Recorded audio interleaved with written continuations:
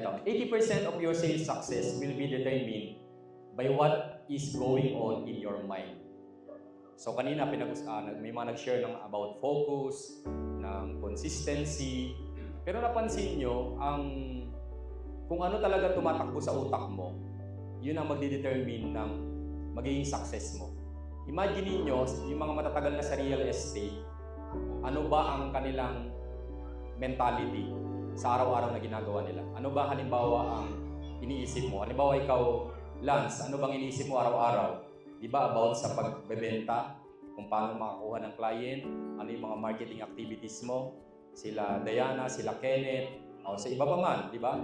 Sila Nori, at lahat kayo dito, you can assess kung ano ba talaga ang nasa mind mo.